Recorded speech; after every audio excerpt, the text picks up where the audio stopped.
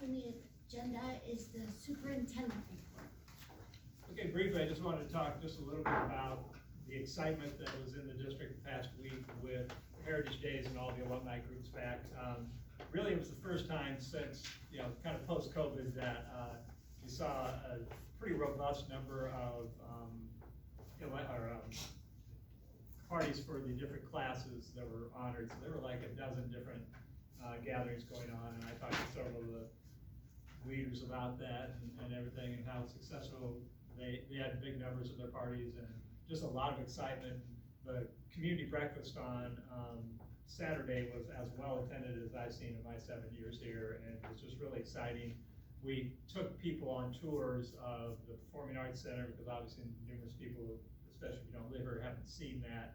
And then also took them out to the construction site for the activities complex. So there was just a ton of excitement around what's going on here with the alums. And then that gave me the opportunity to dovetail into conversations about what we're doing academically and social emotionally for our kids. And just people really impressed. It was really nice too to talk to several people who are involved in education from different parts of the United States, and asking me questions about different ways we're doing things, because they thought we were on the cutting edge of some of the things that they would hope to do back in their districts.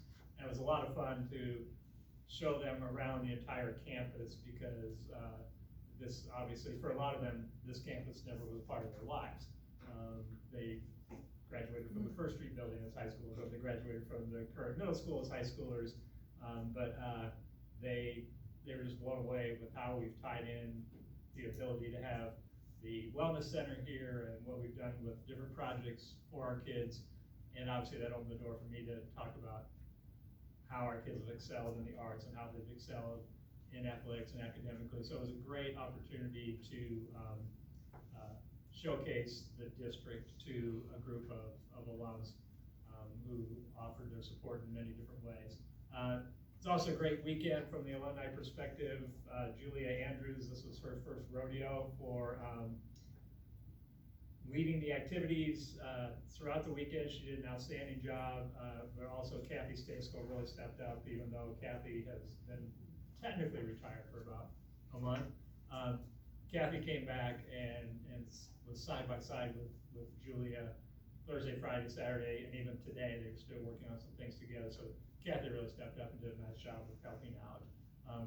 We did a nice reception. There was a nice reception by the Alumni Association for Kathy during the Heritage Days events, and she will be greatly missed, but Julia has done a really good job of learning beside her, and we'll be ready to take it to a whole nother level as she works forward.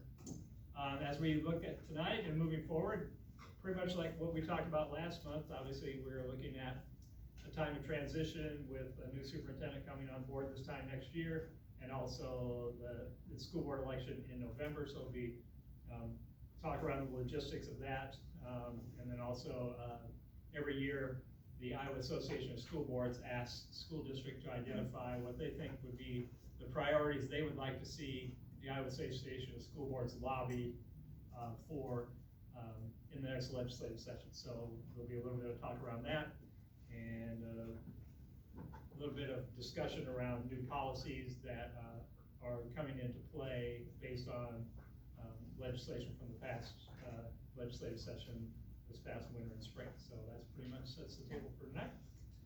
We've got our boys baseball team in the semifinals of the playoffs tonight up in Waverly Shell Rock after pulling an upset on Friday night against West Delaware. We've got the girls playing, the defending state champions playing tomorrow night to go back to state in softball. So as much as it's pretty funny if you were to drive by here on any given day, you would think school's in session. Yes. There's so much going on with our kids and our staff, and it's just great energy, even though it's, the summer off. But everything's going well, and look forward to continuing to move our transition things forward.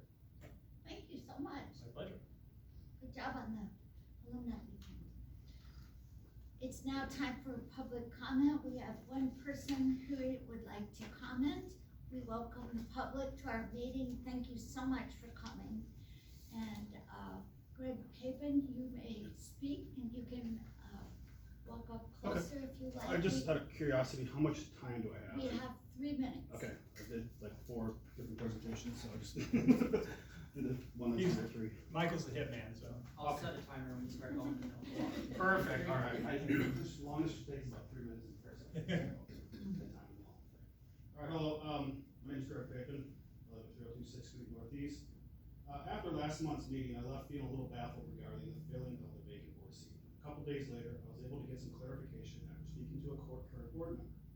I walked away from that conversation and felt appointment might be the best route after what this person said, because there will be a lot of changes coming to the school district in the next few months with new legislation passed and a new superintendent being hired in the district. Since that time, and after a lot of research, I've had a change of heart. Let me get right to the point, and this is, bear with me, questionable nepotism. Nepotism, which is defined as the practice among those with power or influence favoring relatives, friends, or associates, especially by giving them jobs. Doesn't appointing a former board member, former colleague, or a friend meet that criteria? Now to get back to the elections and the board seat appointment, and the main reason I decided to speak tonight. My question here is with the upcoming vacancy and how you plan to fill that vacancy. If the board decides to appoint a new member after hearing this, I'll have to file for a special election with the Secretary's office or County Auditor's office. To be honest, I'd rather avoid a special election, not only for financial reasons, but it also delays getting things accomplished with so much coming up. We all know that Lori is submitting her resignation today, and Jeremy unable to be here for a few months, and the board will be short 2 seats temporarily. Of course, I come not only with a complaint, but a solution. My recommendation for this would be to speak with the people who are here tonight and ask them who they want to fill this seat. I've spoken to a few members who are here tonight, and some of them would be willing to do it. I would be willing to do it myself, and I'm sure if the board took some time and asked members of the community they represent, what they would find is that many of us would also prefer this over a board appointment. One of the biggest complaints about government is the lack of transparency. The best way that I can think of to solve this is to start being transparent once again. A few months ago in this room, myself and another community member asked why these meetings are no longer recorded. If we have the ability to record them, why do we still not do it? I believe there was some mention of a lack of interest. If you look at the guests here tonight, I would say this is not true. How many people are not here tonight that would like to know what's going on or are unable to make it due to family life or prior obligations? Even one person showing up, showing interest is good enough for me to resume filming. If you're not gonna do it, I will, and share it with the community online before the election in November. As mentioned earlier, I definitely had a change of heart. The reason we're coming to these meetings is to let you know that we are paying attention, we will not be ignored, and this questionable nepotism will not be tolerated. We want to appoint a person of your choosing to fill a vacant board seat and bypass a special election rather than allowing us to have a say or place a candidate of our choosing in that seat. In closing, I simply ask that before you make a decision, you take the time to consider what the parents of the community want rather than what you want. Elected officials are supposed to be serving all of the community, not just a portion, and most definitely not themselves. Perhaps a board member can motion tonight to table this appointment process and possibly save this community from having a whole special election. Or just take a vote here tonight and include the members in the audience and ask them who they want to nominate. There are always options, and compromise is worth trying. Thank you.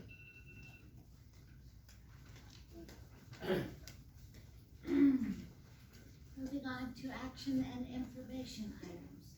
Under the program division, we have a review of the superintendent search firm submissions. Okay, each of you has received electronically and by paper tonight, the version I received before, I believe. The search firms McPherson and Jacobson, Lundmeyer, Ray and Associates, Hazard, Young and Atia, and a letter from Ed Wise.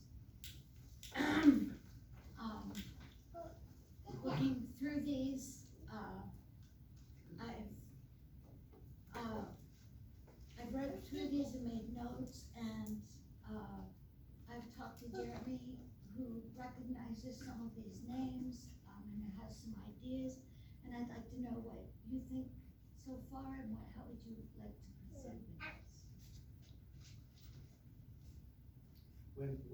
When should we have that decision made? Well, we can certainly have someone come submit or talk to us at the next meeting, and we could interview them.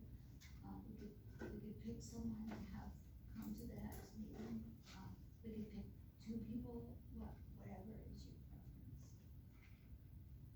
To follow on Rick's, but are the goal to have somebody selected by August, by time, or what it would be? Well, Greg gave you a timeline last time that,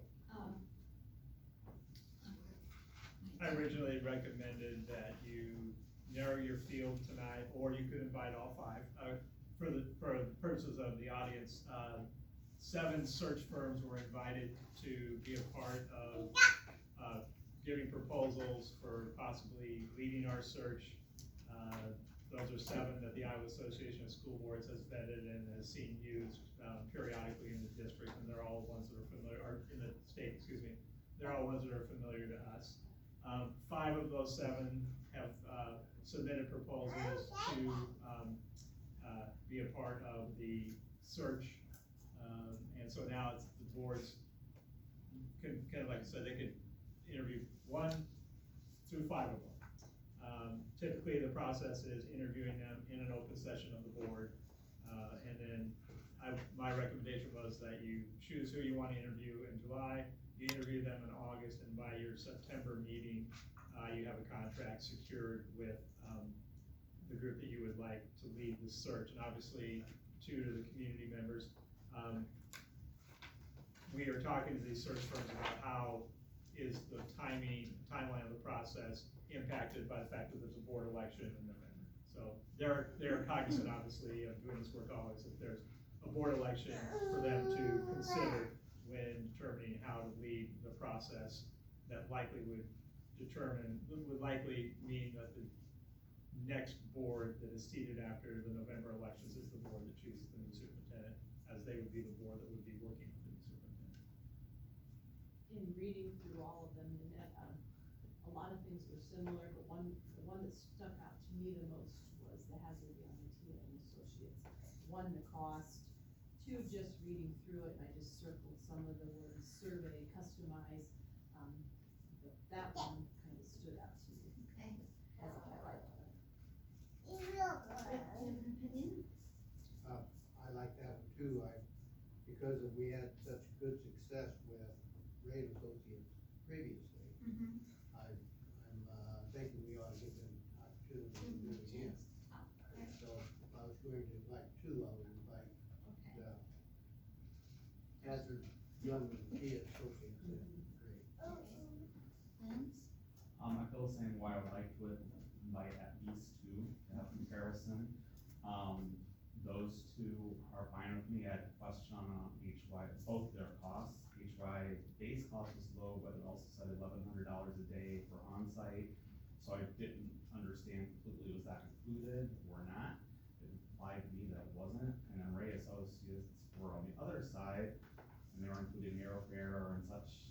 And they're in Cedar Rapids, and so getting that nailed down, because it's not a huge difference, but it is not insignificant. And so I think for the same reason Rick mentioned, since we used Ray and Associates before, good, and with HY, the one that Yeah. Jeremy's, Yeah. okay, then he knows more about these companies than I do, and would take that recommendation.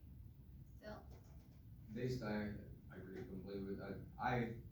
You look through them all, they all seem very similar. So it's really hard for me to say that I can see one that just more together. I agree with what they're saying, if I go along with that procedure. I mean, I can see even a third one being picked. I wouldn't be able to narrow it down right now.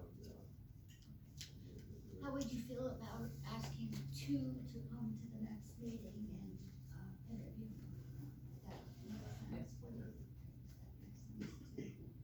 Would that be an actual interview, or would that be a presentation? Maybe largely a presentation, but then you have the opportunity to ask questions, so it's a little bit, yeah. It would be a presentation in an open board meeting, where they have back and forth conversation. And then that would be the one time that you would formally vote. You're not voting tonight as to who you're inviting, you're just inviting. Once you determine who you want to enter into a contract with, obviously there would be a vote of the board to do the contract. So after, I think in an open meeting, you would need to say, declare who your number 1 choice is that you would want to then talk to about entering into a contract, and then eventually, likely in your September meeting, you would approve the contract.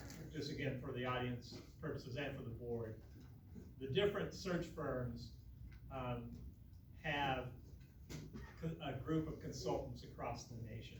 So even though Hazard Young and Atia, I believe, is in Chicago, they have Iowa superintendents, former superintendents, everything as consultants. So oftentimes those consultants will serve as the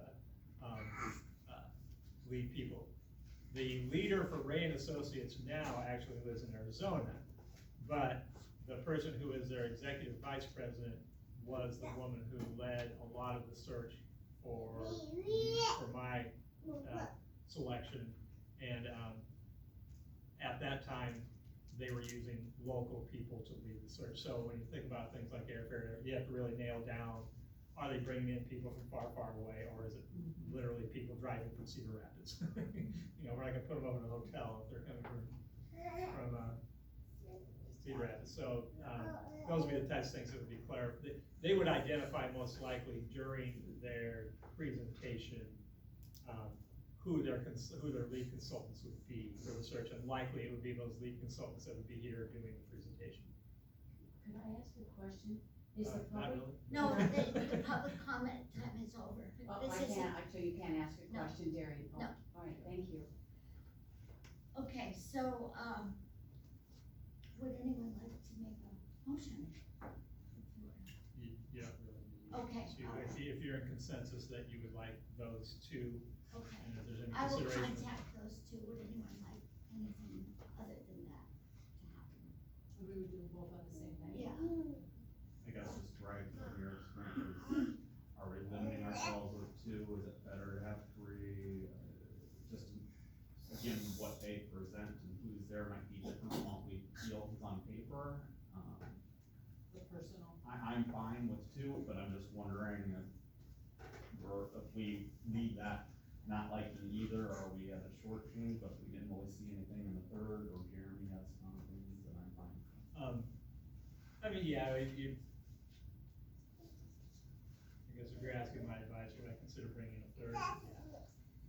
But just for the exact reasons of what you're saying, but two is, I don't have a third choice, so. I mean, if you're solid on your two, one of the two is gonna take it. You know, unless you just, if it's offered, they're not gonna submit a proposal if they're not serious about taking the search. So if you're comfortable with two, then go with two.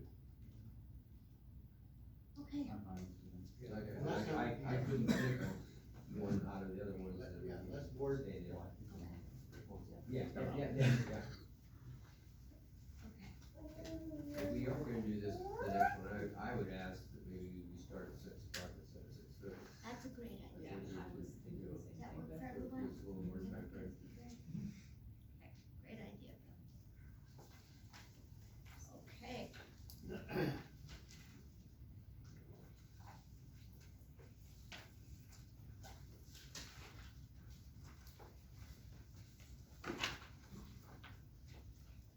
All right, as far as the, school board election, we have, there are 4 seats, up for election. We've got, Denise's seat, my seat, Lance's seat, and, Why haven't we decided yet? no, but they're up for reelection. Oh, got it. And Jeremy's seat, those are up for reelection. And then we have an open seat, which is Lori's seat, which is a 2-year seat, because she had 2 years left on her term. And when any, member of the public or the board should decide to run for election, they would have the opportunity on that sheet to choose whether they're running for a 4-year seat or a 2-year seat. So that's right there on the form, when you decide to run. So, it will be clear to the public which one you're running for. So, that's, do you have any questions, board, for the, re-election process? And, Do we have dates? do we have, When, how many papers would be? So the filing period opens on Monday, August 28th, 2023, and closes on Thursday, September 21st, 2023 at 5 p.m. To give you the exact verbiage, and this is especially for you, the audience, especially if any of you plan on running for the board or know of people that are, in the candidate information on the petition that you need to get signatures for to appear on the ballot, the question is stated, is the candidate running to fill a vacancy due to the death, resignation, removal, or temporary appointment of an office holder? No or yes. So if you answer yes, you are declaring that you're running for the 2 years left on Lori's term. Any of these incumbents that would be interested in running again could choose to run for that 2-year spot, but they can't run for both, nor can anyone else. So nobody can run and say, you know, I hope to win one of the two. You either have to declare that you're running to fill the vacancy of Lori's spot, or you're running for one of the 4-year terms. So that's a key piece to know. So so we have the timeline, and as I have done in the past, I am open to meeting personally with anyone who is considering running for the board or is knowing they're running for the board to discuss what's it like being a board member, what's the relationship like between the board and superintendent. I did that with the last several elections, so I'd be more than happy to meet with anyone who has aspirations to run for the board, and obviously we encourage anyone who's interested to do so, and to give you kind of an idea of what I think has worked over the last 7 years as the superintendent, and ways that potentially we could grow, and give you an idea of what I would see as hopefully the future direction of the district after my time here. Besides that, I think those are the key pieces that we needed to remind everybody of. Right, and you talked to the lawyer about the vacancies and filling the vacancies. Right, yeah, so, spoke with legal counsel about the vacancies created by Lori's resignation. We formally received that resignation on Friday? Thursday, the 6th. So we have, the board has the authority to fill that position within 30 days. We need to post public notice. That will be in the Mount Vernon Legislature Sun. We will work with them tomorrow on that. And there is the right for the electors, you of the school district, to have the right to file a petition within 14 days of the publication that would require a special election for that post.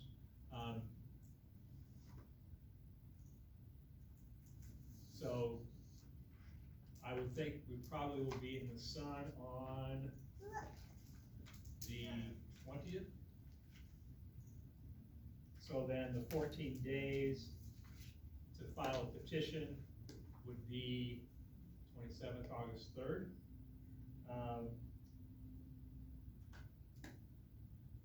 Then that election has to be held no sooner than 60 days and no later than 70 days. So let's say on August 10th, we become aware that there is enough signatures on a petition, which the magic number would be 500, for a special election.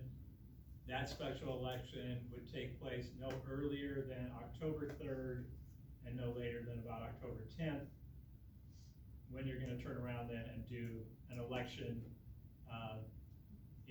on November 6th. So literally, we'd be talking about if a special election takes place, that board member might be sitting for 1 or 2 meetings tops. And yes, there is a cost associated with running a special election that the district would incur. So that just kind of gives you a time frame for it. The cost, It- Greg, do you have I think we said it's expensive. $6,000 plus, I thought, to run. I'm trying to think. there are lesser costs for running a general, election, like a normal election, it's like in November, but like when we've run a couple election of that, considered more special elections, those are more, I'm trying to, for some reason, $6,000, is in my head, but we can double check on that. So, two questions on that. If somebody runs for that, they still would have to run, they don't.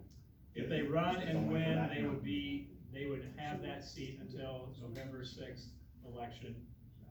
And then obviously if they ran and then won again, they would be on the board for whatever seat they, depends on whether they declare whether they want to run for that 2-year spot or the 4-year spot. Any legal definition of nepotism in policies is related to favor. It is not related to the relationship of that person to the board in the past. It is not unusual at all for a board to reach out to a former board member to fill a spot because of their knowledge of the workings of the board, especially in a critical time where a superintendent search and a board election is taking place. We use Tom Weisler. I say there's precedent for it in the district. Tom Weisler served in this very similar role in the past. So those are things to consider moving forward. Can you also explain, so if we put that notice in the Sun, is that notice saying for people to raise their hand, or what is it, or just saying that we're gonna do this? It says that the district is going to appoint. Let me see if I can find it real quick. I should have this up. The board is, the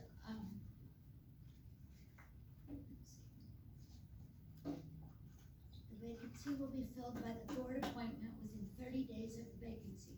The board shall publish notice stating that the board intends to fill the vacancy by appointment, but the electors of the school district have the right to file a petition within 14 days of the publication of the notice, requiring the vacancy to be filled by a special election. A person appointed to fill a vacancy shall hold office until a successor is elected and qualified at the next regular election.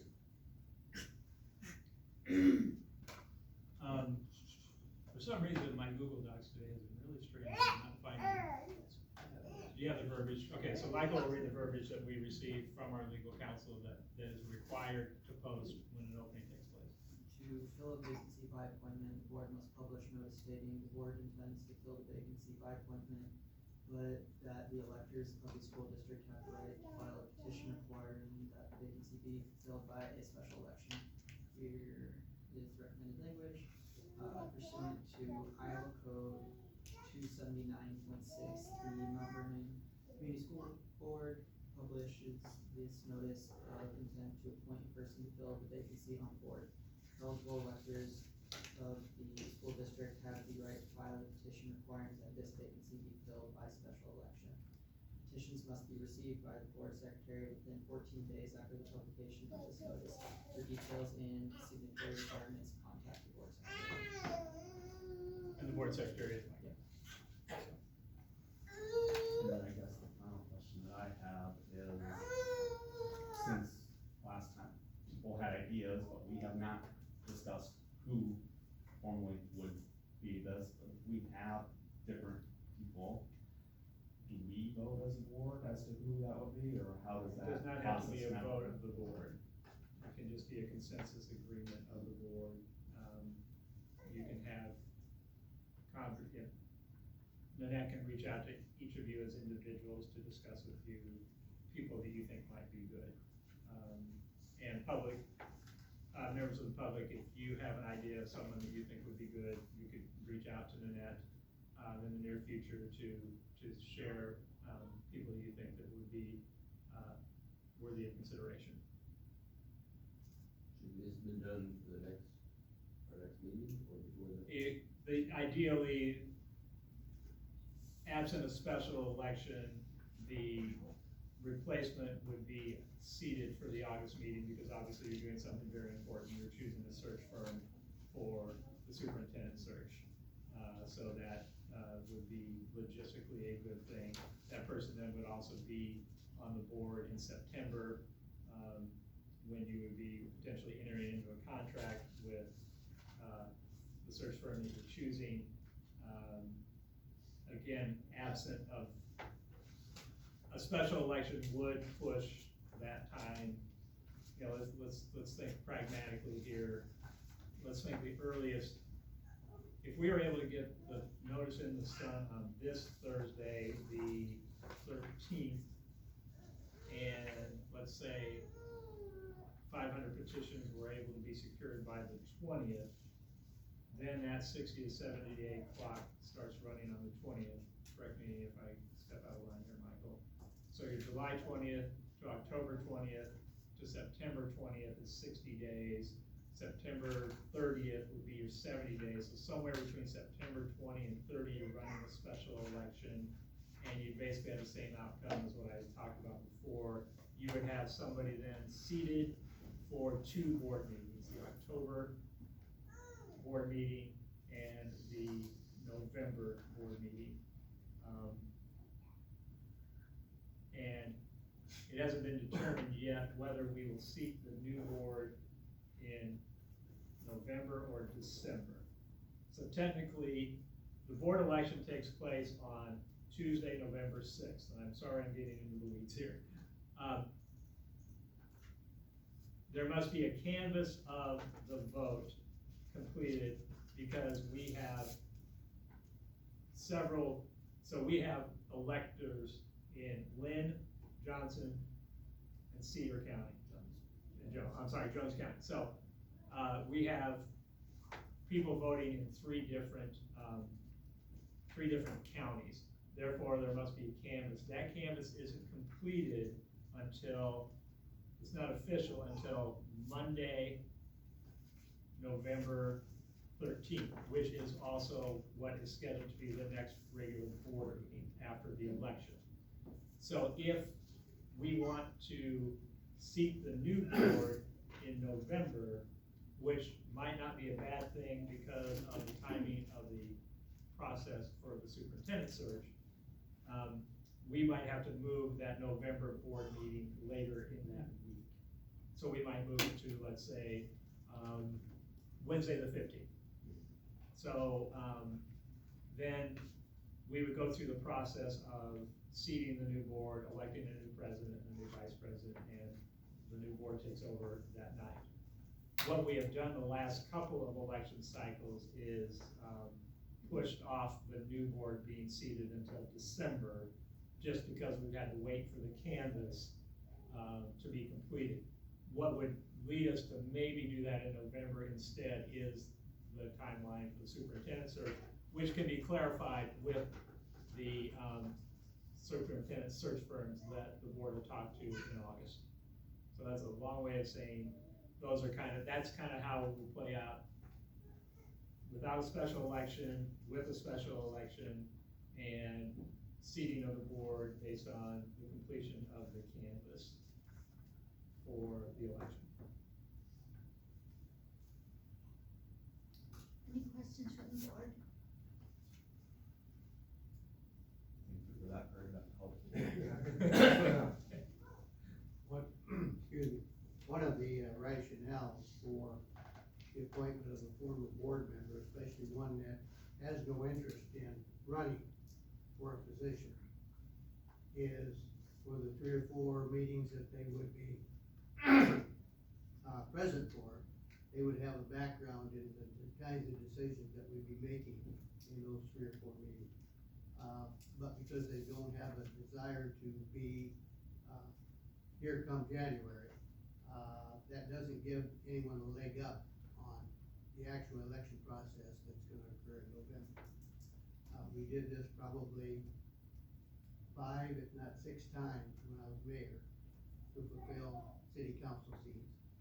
And everybody was always thankful that we had done it that way.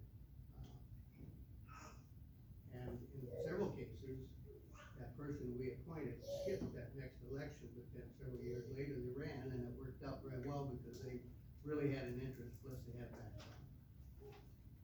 So it's not really a way to get around or a way to show favoritism. It's more of a, putting someone who is responsible and has the background, to help us make some decisions in the coming, 4 or 5 months. Thank you, Rick. Is it possible that Jeremy would join us via phone or something in the next meeting? Well, he has to see how he's Yeah. feeling. He said, no surgery has ever gone well for him, Okay. and It'd be nice to have. we certainly will, value his input if he would do that. I'm certainly open for that. We've certainly done it lots of times before. Right. We've had For phone many in reasons. participation, that's right. I think you'll see him involved in the August meeting. I hope things go smoothly for him. Okay, any further comment about that? Okay, moving on to the identification of legislative priorities, I need to pass in, our legislative priorities. I already have them from Jeremy and Lance. Some of the things on the docket, and I will look for common denominators to come up with 4 that seem to be our theme. But, we have, support for public education, return to emphatic support, making public education affordable at all levels, return local control, daycare through, daycare, being supported.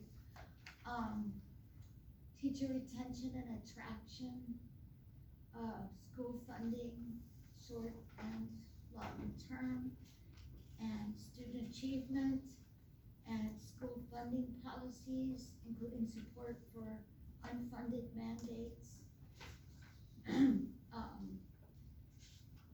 and tax-based reviews in opposition to private school choice, i.e. vouchers, and local accountability and decision-making.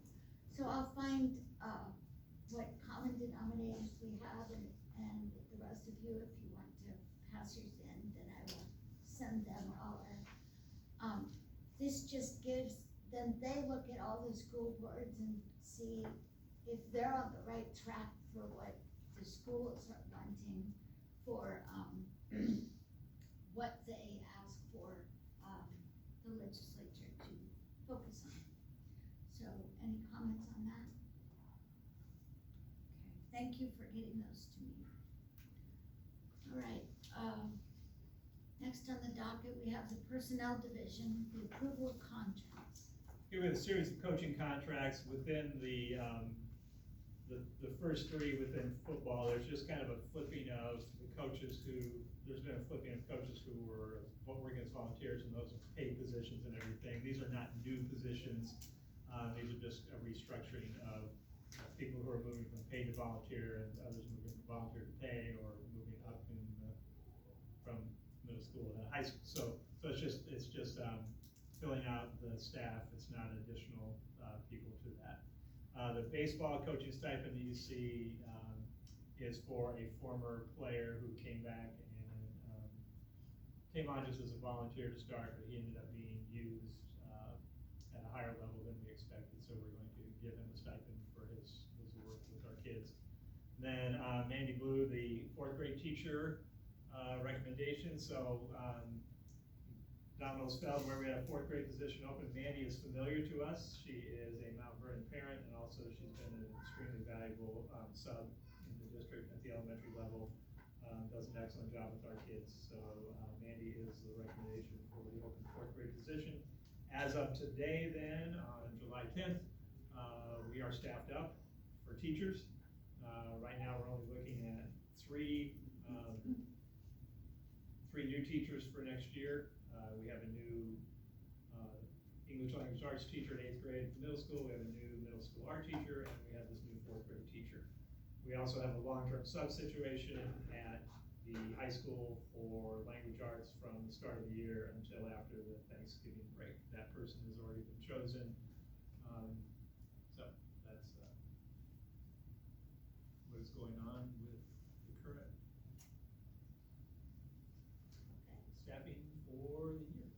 And we do go back in,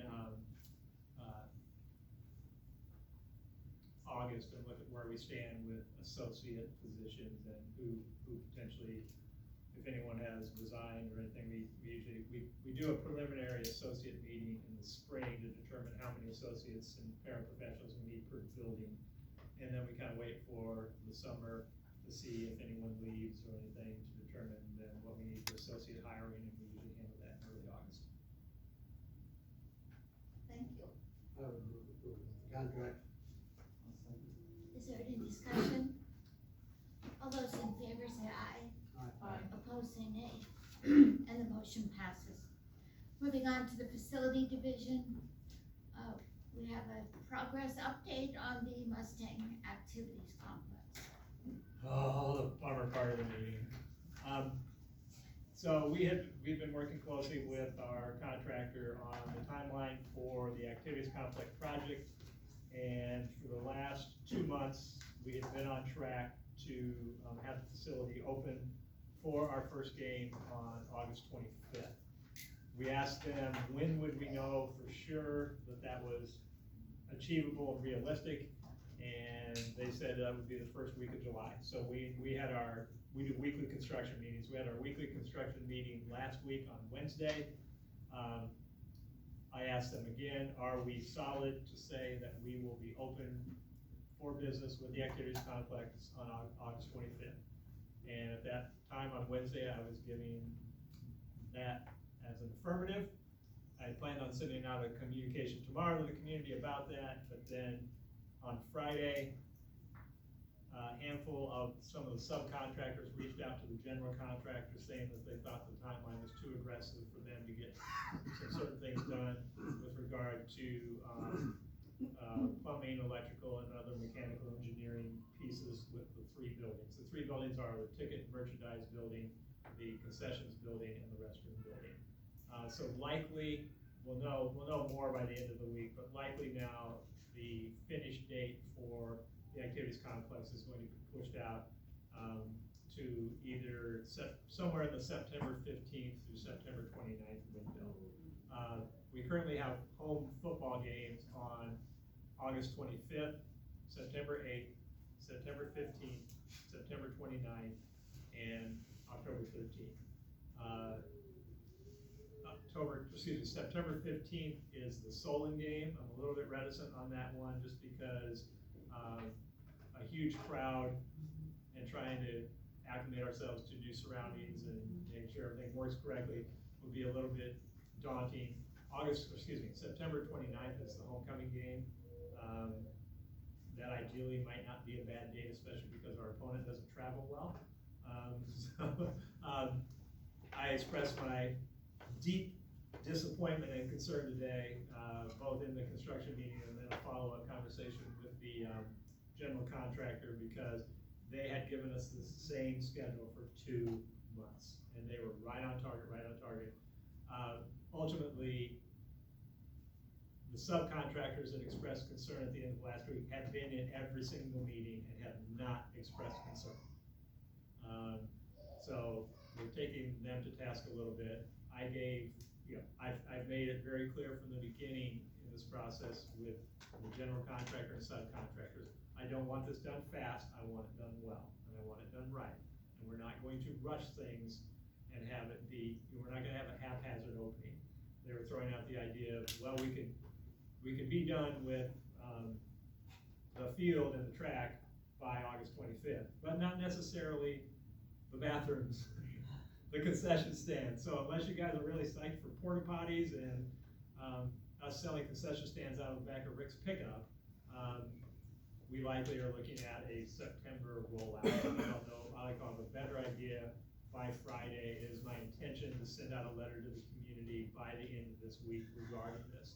Just to give you kind of an idea of where things do stand, if you've been one of the thousands of gawkers out there lately. The turf, so basically the prep work to lay the turf will be completed by tomorrow. And right now, the plan is that the turf will start being put into place on Thursday. That could be bumped a day if the weather, we're hearing about rain on Wednesday, that could bump it a day or so.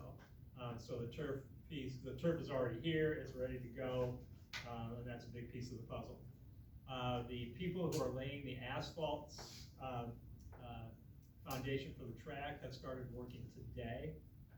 Likely we'll be doing some asphalt work later this week, and then eventually the real surface of the track that goes on top of the asphalt will be in by the first week in August. The bleachers come in next Monday, the 17th. Takes about a month to put those in. The press box for the facility comes in on July 31st. That'll take about a week to put into place. If you want to see something cool, that'll be the day to come and watch the crane put the press box on top of the bleachers. What day is that? July 31st is the day that comes in. Scoreboard installation will take place latter part of July and early August. We will start construction on a storage building this week. The exterior parts of the masonry work for the 3 buildings will be done tomorrow. Then the roofing comes in, then they have to do some work underneath the roof, and then the interior work starts to take place more intact. A good share of the concrete work is done.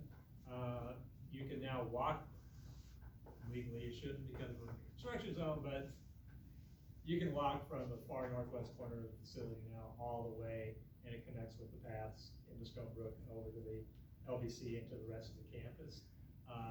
Any concrete work that's not currently done on the premises is just because they need at least the spots open for heavy machinery. You see the goalpost is up in the north end zone, but not the south, but that's again because of heavy machinery coming and going.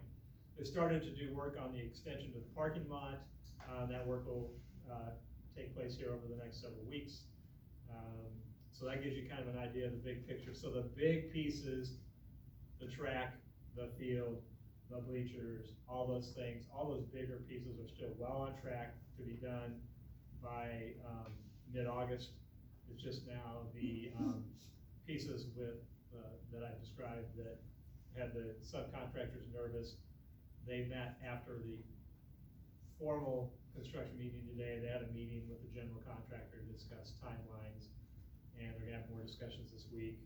I told them I'd be more than glad to sit down with the subcontractors as well to see how we can make sure we keep things on track as best as possible, to make sure that we get in the complex as soon as possible. So that's the update as I know it today. Like I said, it was disappointing that the timeline that they had us on for the better part, we had looked at the same timeline that they gave us since late April.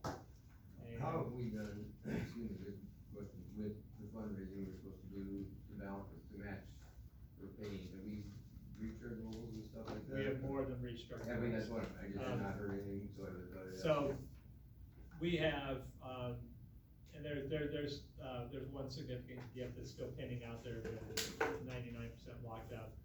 We're looking at, by the time all is said and done, we will exceed $2.8 million in private money. That's what I- Our original realistic goal was $2 million. Mhm. Our reach goal is 2.25, and we're gonna be more in the ballpark of 2.8. So, the community has stepped up. We've had gifts from $10 to and everywhere in between. So, we're in very good shape there. And there's been no real surprises. We had a minor issue with, water that infiltrated the land that has been caused by some type of water leak from the city's water system. We were able to mitigate that. It slowed down the progress on the dirt moving work in the spring a little bit, but that's been addressed. It's no longer hindering the facility nor impacting the facility. They still need to find the source of the leak, but that's the city's problem, not ours. That it's no longer in, there are drain tiles and everything in place that is moving that water into detention areas where it belongs. So we're good to go there. There have been, like I said, there have been no surprises other than the disappointment today that's a communication breakdown between the subcontractors and the general contractor. Mhm. And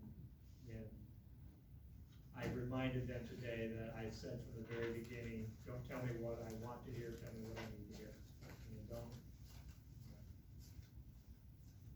withhold any information like this, and so that we don't have these, I did share that when we were doing the bond issue project in 2018, there were about 3 or 4 times in the 2-year process that I had to raise my voice and set the record straight for them not meeting their expectations. I haven't had to do that at all this year on this project until today. And so we'll keep moving forward. Thank you so much. Yeah, Greg, thank you for the update. Disappointing, but not really surprising. I thought this day was coming at some time. And for what it's worth, I've heard from several people and I share it, who said, let's do it right. Rather than do it quick, we have, one time to make a first impression, so I think holding off rather than doing it, and you know what? Yeah, and it's still, that's where they have to nail down what is, one of the main questions I asked the general contractor today, I said, on similar projects, what has been the timeline to complete the work in buildings like that needs to be completed? And he said around 6 weeks. So if you were to take 6 weeks from today, you're pushing really close to that August 25th day. He goes, worst case scenario, 8 weeks. So even if you push out 8 weeks, that's September 10th. So, in a perfect world, I still envision, I said from the very beginning, I said I would like it open either of 2 days.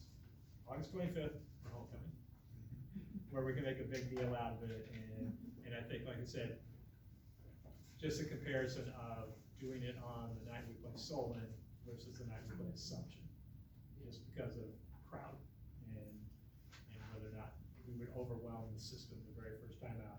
It was actually our technology director that said that I should act like we're a restaurant and do a soft opening like on the night of an 8th grade game. I don't know how well that'd be received.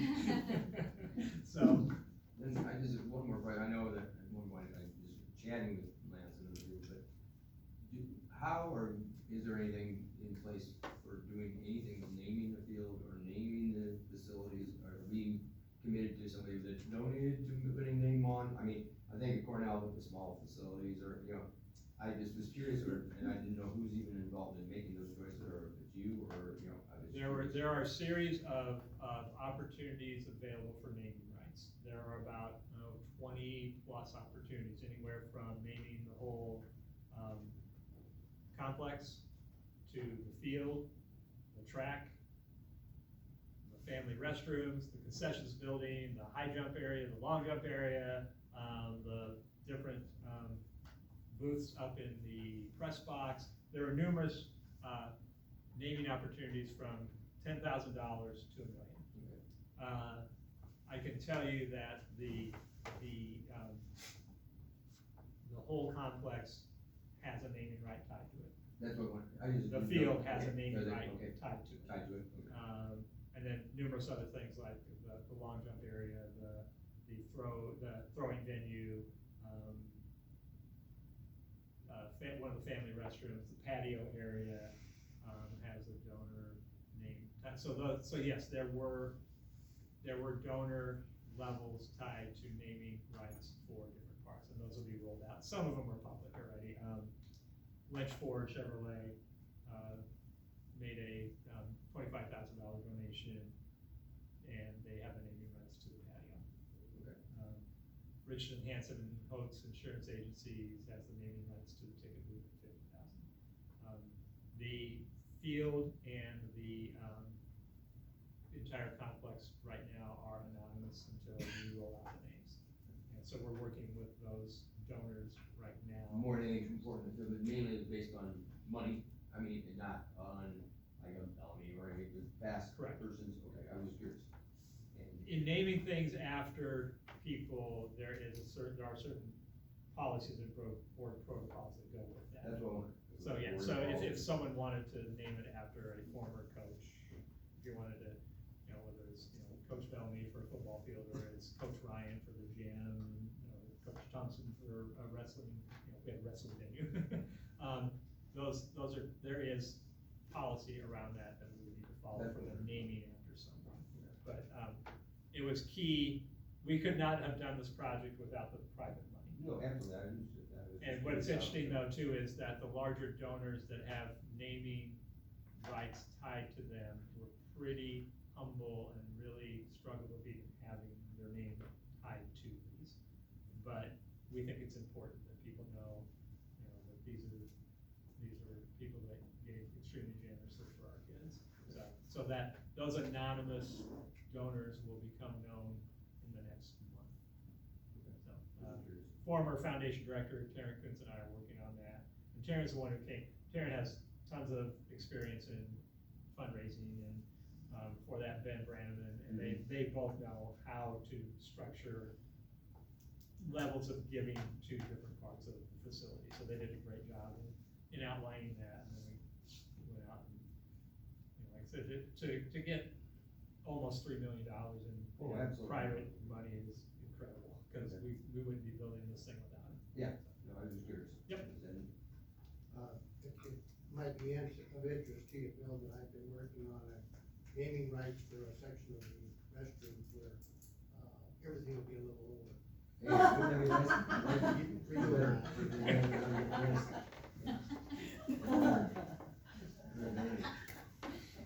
Thank you, Rick. Okay, moving on to the administrative division. First up is the approval of the student nutrition prices. Michael, you have anything to share about those? They just increased 10 cents.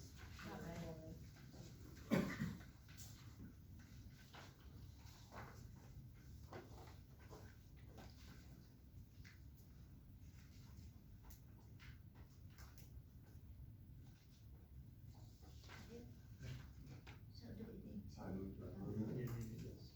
Second. All right, we have a I moved to approve.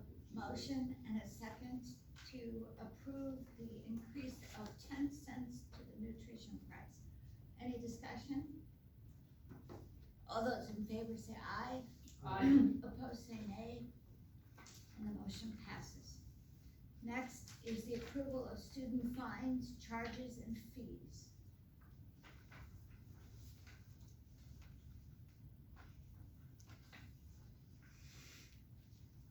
Did you have any comment on that? Same. Want to say anything? Jim? I move to approve. Okay, Denise moves to approve the fines, charges, and fees. Lance has seconded. Is there any discussion? Okay, all in favor say aye. Opposed say nay, and the motion passes.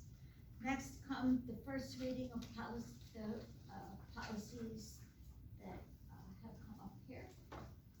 As I shared in my opening,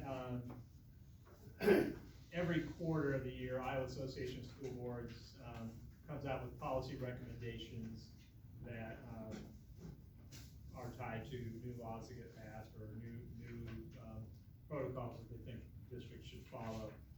Obviously, the most critical time for the writing of new policy is after session of the legislature. So there were more new policy guidelines put out by the IASB here in June than is typical. I'm going to go through them briefly so that you have an idea of what is being proposed. Essentially, the new policy recommendations from IASB are tied to the new laws, so it's not like there's a lot of choice in most of these things. If the legislature votes that all kids must wear uniforms in public schools across Iowa, then they would give us new policy that says all Iowa schools must wear uniforms, and we put that in place. So I'm just gonna go through and hit the highlights. Some of the stuff will sound familiar to you from the news, and give you a little bit of an idea too of what we're still waiting for. So for the board, so the policy committee has looked at these. I've looked at them and I've told the entire board that essentially the changes and updates to the policies as recommended by IASB should be approved by us. And if you're not familiar with how policy approval works, there's a first and a second reading. So the first reading is tonight, then the board is free to make comment. They may ask me to go back and look at some different things with some of them. It comes back for a second and final reading in August, and then they go into place. We put them in place and we're responsible for it. So, policy 104, anti-bullying, anti-harassment policy.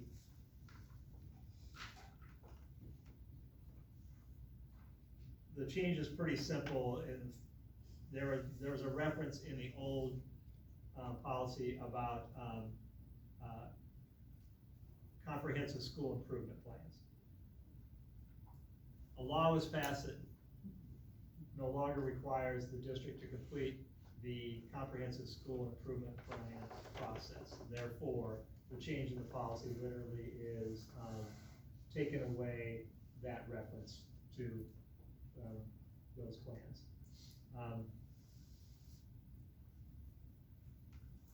There also are additional guidelines for us to follow regarding the processing of complaints when bullying and harassment is reported. But this doesn't really involve Mount Vernon, although it will go into our policy. Essentially what it says is if a student files a complaint that they're being bullied and harassed, while it's being investigated, if the school district is large enough to where there are 3 high schools, that child can be moved from high school A to high school B. Obviously, we don't have multiple attendance centers, so that's a moot point really for us. But it goes into the policy because obviously these policies aren't written just for Mount Vernon, they're written for districts across the state. So while that is a significant change to the policy, it's moot to us. Oftentimes with policies, they also will give some new regulations, basically a how-to with the implementation of the policy. They have made a change to the regulation of the policy, the regulation that goes along with the anti-bullying and anti-harassment policy, where it says that school employees have the ability to report allegations of bullying and harassment directly to parents if they want. It used to be teacher reported to administrator, administrator tells the parent, and the investigation goes from there. Now, if that teacher or paraprofessional, whatever, so chooses, they could also reach out to the parent. So they're no longer, they never were denied doing that, but best practice was you reported to the administrator dealt with it. Now, if for some reason possibly the teacher feels that the administration isn't going to deal with it, is worried that the administration won't deal with it properly, they may just go ahead and report it to the parent. So that is now an option for families. Public participation in board meetings, we have to make one minor change, and that is to ensure that anything around public participation in board meetings, which includes really 2 major things. Number one, the ability to make public comment, which has always been a part of board meetings forever. And number 2, how, what the process is for petitioning to place a topic on the agenda. So there is a method that if you wanted us to talk about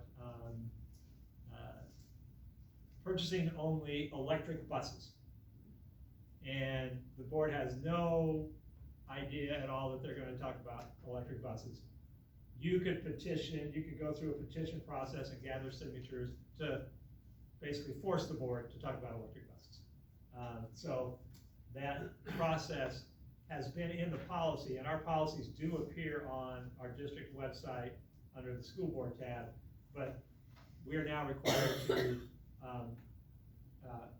make sure that we have the public participation protocols posted on our website in a very clear manner so that you as the public can easily access that. So that was the change in that one, not majorly significant.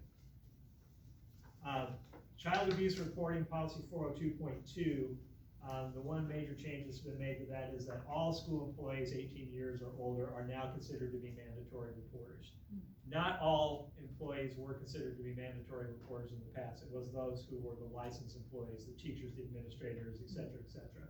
All school employees 18 years of age and older now are mandatory reporters, and we're required to give them the proper training to be mandatory reporters. We're perfectly fine with that.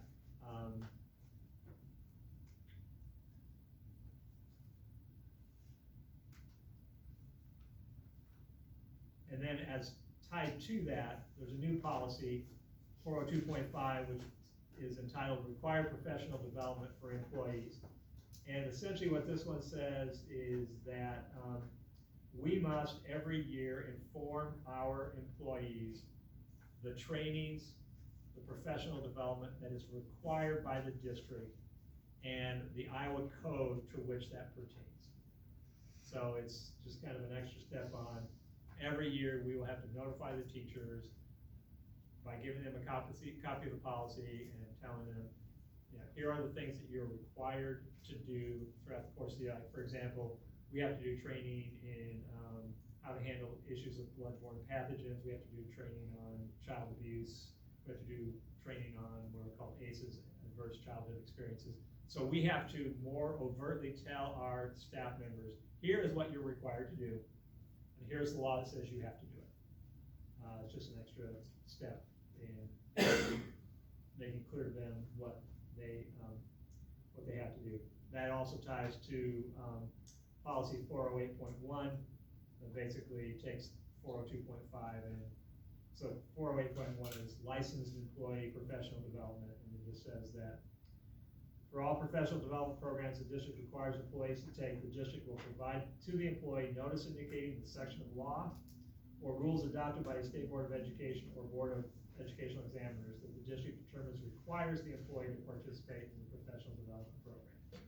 So it's just kind of another level of bureaucracy, quite honestly. 503.7 is a new policy. This new policy reflects the legal requirement for districts following the passage of Senate File 496. The policy and accompanying exhibits are designed to provide clarity for districts on how to manage student reports of identities or names different from registration paperwork. It is recommended the district make all licensed employees aware of the requirements of this policy. So this is the policy that states that if a student requests from a teacher to begin to refer to them by a different name, and likely that that's potentially tied to them transitioning their gender identity, that it is required of that teacher or staff member to report it to the administrator, who then must report it to the parent.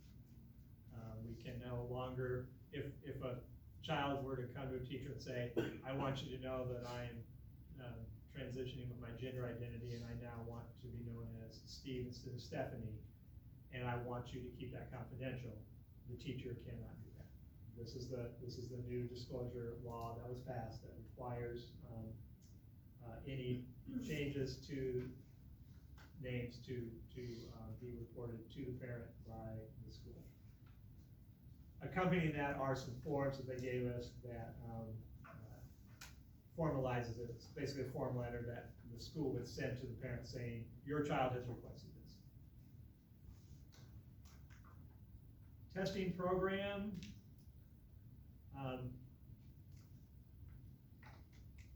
The change there is that any type of survey that a district may use that may ask personal information about beliefs, practices, so on and so forth of students must first get parental approval. So I'm going to use the Iowa Youth Survey that's conducted every other year as an example. The Iowa Youth Survey goes into things like student mental health, drug use, so on and so forth, and then that data is used for schools to plan how they would serve students. In the past, that has been a passive consent, meaning that if you didn't tell us you didn't want your kid doing it, your kid took the survey. Now it's an active consent, meaning that if we want to give a survey like that to the kids, we have to get your permission for your child to be involved in that survey. So that's the big difference there, is it's no longer a passive consent. 505.5 graduation requirements simply removes financial literacy as a requirement for graduation. That came into play within the last 4 years, but is no longer a graduation requirement. It's still required for us to offer. It's just no longer a part of the graduation requirement, so it comes out of the graduation requirement policy. And we had every intention of continuing to offer it and encourage kids to take financial literacy. There are a series of policies related to the administration of medication to students. These policies were actually updated within the last year, but then nurses and other medical authorities who looked at the policy language stepped in and worked with the Department of Education to maybe offer a little bit more clarity on those policies and how medical authorities could better assist in ensuring that the administration of medication to students was very clear, and what the role should be of the nurse, what the role should be of the parent, and so on and so forth. Really, one of the bigger changes you're seeing in administration of medication issues in school districts is in response to the opioid crisis, and it's the ability for districts to have an intervention like naloxone on tap in the nurse's office to use in case a student or an adult was having some type of overdose. It's actually a very, in my opinion, a very good and healthy thing to do. So, but the nurses came in throughout the state and looked at the policy that was recommended last year, felt that there could be some changes regarding how you make decisions in regards to administration of medication and storage of medication and everything. So it's a series of policies on that, and they updated the forms. So now, really, you're talking about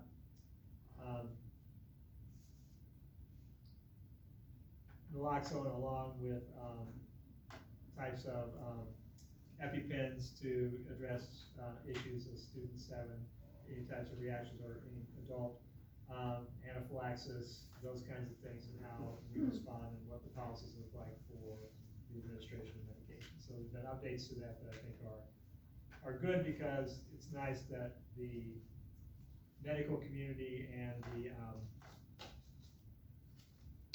Department of Education work together to provide advice to the Department of Education, or to school districts on how to better handle medication issues.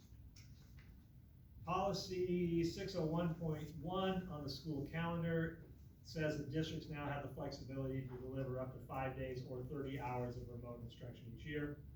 This was designed to assist districts in remediating the number of days closed because of weather. So we have the option to use 5 days of remote learning if we would so choose.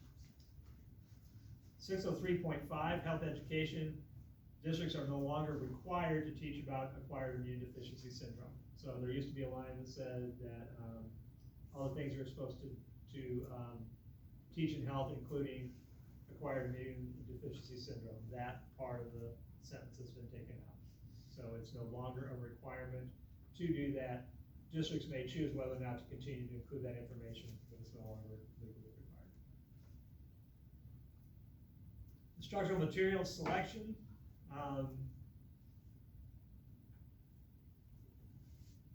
There was a recommended change that students be taken out of any type of committee to review instructional materials. So the sentence used to read, the committee may be comprised of any of the following groups of stakeholders: school district employees, parents, students, community members, or representatives of community groups. The recommendation is to strike the word students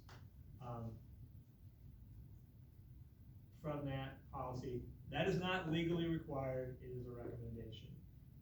So I am recommending that we do take students out of that, and that reason for that would become more clear here in a second.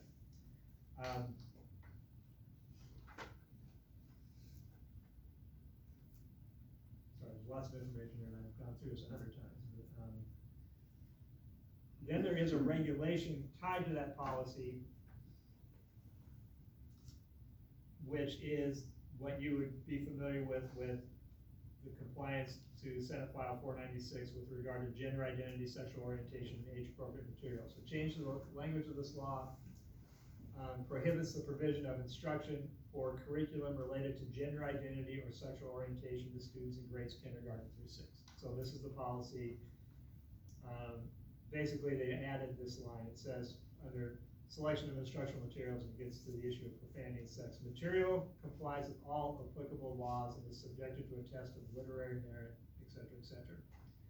Putting in the phrase complies with all applicable laws tells us as a district that the law passed said that you may not offer instruction regarding gender identity and sexual orientation to kids K through 6. So this is the policy, the regulation that goes with that, to make that now the new norm. So we cannot teach or offer any curriculum on those topics in grades K through 6.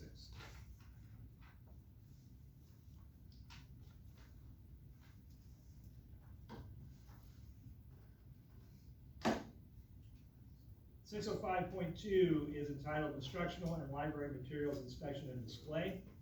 Policy has been updated to comply again with Senate File 496. Namely, all districts must provide a listing of the available library books in their school libraries on their district website. Districts that currently do not possess that software to be able to make this change have until July of 2025 to obtain and implement the necessary software. We have ours online, so we are good to go there. We're fine with meeting the expectation of that change to the policy. Then as it goes into objection to instructional materials, instructional and library materials, this is the policy that now allows parents to say, I do not want my child checking that book out or doing,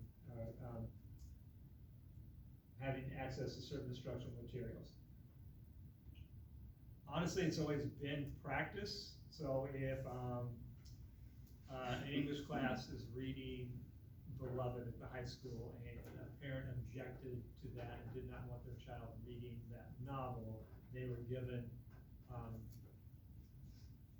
opportunities to read another novel that thematically got to the same curricular objective. So it's been a practice for teachers to do that over time, but now it's a requirement. Especially what is extended is the idea that you can explicitly say you don't want your child checking out materials from the library, and there's a form that goes with that basically would allow you to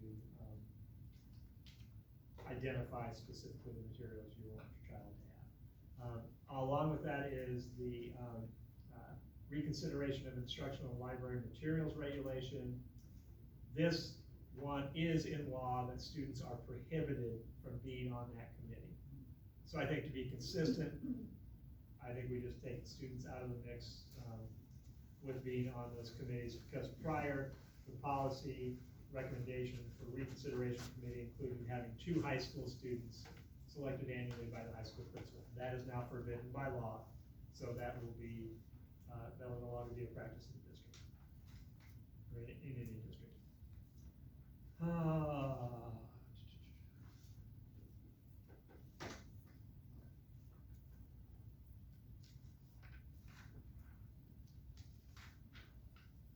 Getting near the end. This is a very long regulation.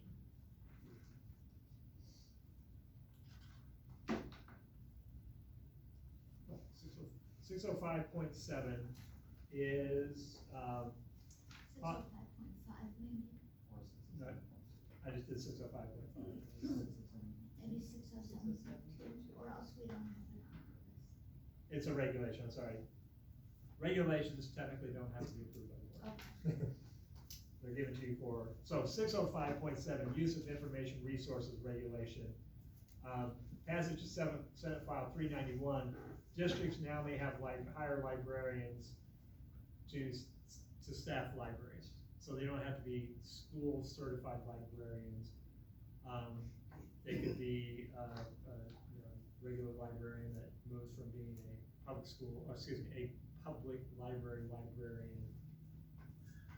to work at a school library. Prior, there was a school librarian certification needed, that's no longer needed. That's in response to some districts having a difficulty getting certified school librarians to staff their libraries. Do they have to have a teaching certificate? They do not. They can just be a library certified person. Okay, 607.2, student health services. Well, again, this is like you heard for some of the earlier policies, references made to, first sentence of the policy says, health services are an integral part of comprehensive school improvement. Well, there's no longer a requirement for a comprehensive school improvement plan, so comprehensive school improvement has been stricken from the policy. That's all that policy refers to. And then policy 804.5 goes back to it's tied to the earlier policies I was talking about in regards to medication. This is specifically guidelines of how to stock nurses' offices, and it encourages districts to, among other things, stock naloxone for as an opioid antidote, and there are new forms that go along with that. So again, based on everything that I've seen from these policy guidelines and knowing what new laws were passed, I would recommend that they be approved as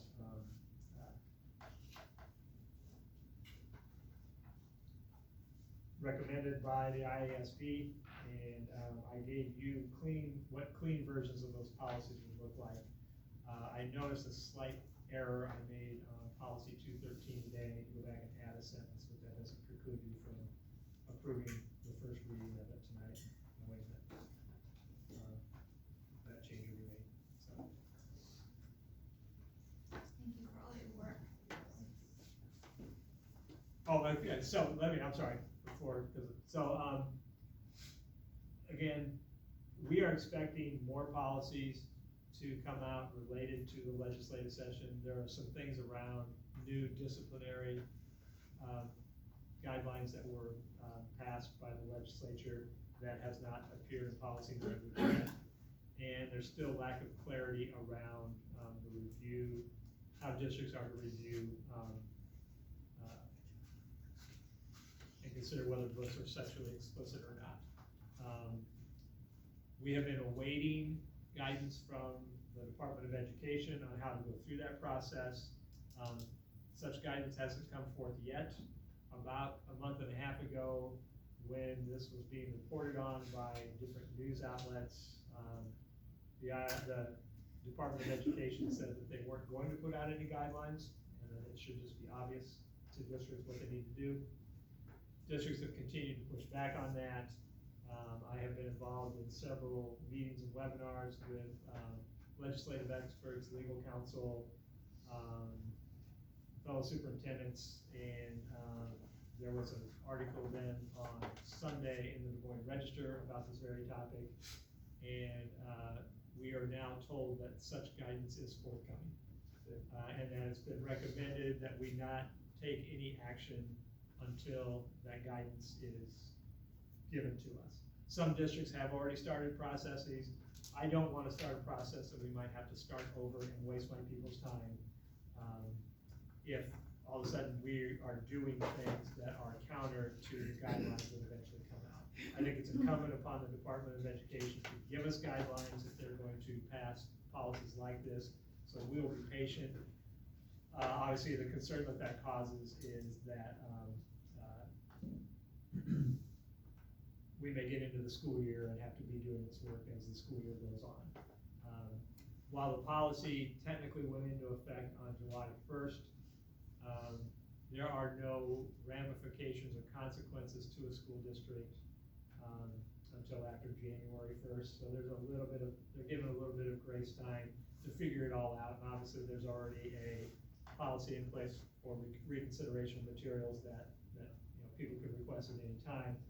my hope is that everyone will be patient enough with us to be able to get the guidelines and start doing the work of determining which books by law, it's determined need to be removed from the library. And we'll do that, we'll start that process as soon as those guidelines come. I expect that we'll see them in the next 3 weeks, but that may be me as the eternal optimist. So that's the update on that piece that obviously has made a lot of news. Thank you.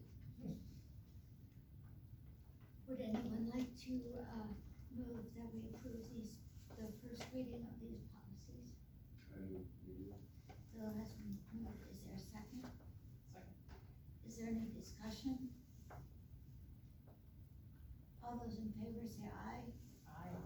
Opposed, say nay, and the motion passes. Thank you for all your hard work. Okay, the next item on the agenda is the reports of committees. Are there any committees that have a report? There being none, do we have any unfinished business? Moving on.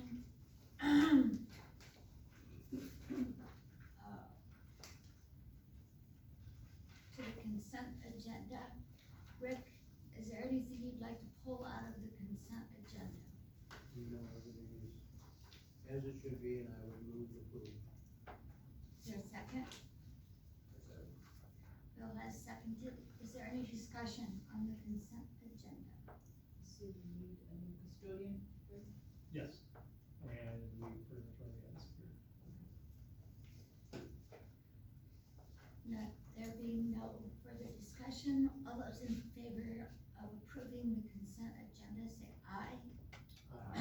Opposed say nay, and the motion passes. The next item on the agenda is the school board calendar. If you have a calendar to look at, we have a concern about a couple dates. Lance, do you wanna talk? Let's start with the August one first, just because that's gonna be your interviewing, that's what you're going to offer as the date to interview the search firms. Is there any conflict with the 14th of August? No, none for me. The only thing I said, I mentioned earlier, was see if we can move it up to 6 o'clock instead of 6 o'clock. Yeah. Correct. Agreed. Very good point. So 6 o'clock on the regular date. Okay. Then, looking at September, Lance, I mentioned the next 2 days, September, October, we have, JV football games, which I'm coaching in. I would like to attend those. We only have 4 JV games scheduled this year, so if we can move it to, one of the days around there, I can remove the dates that I sent you, that would be appreciated. If not, I will, give you my input before.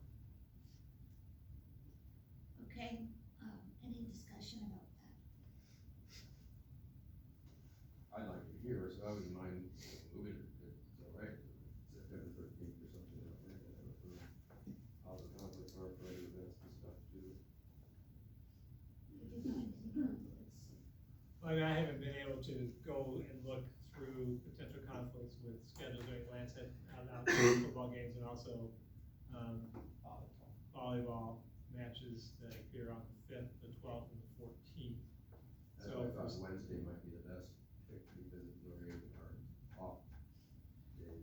Yeah, September's tighter, the 14th is open, or at least football and volleyball, and then October, the 10th and 11th looked open. I guess I didn't look at cross-country track or other things.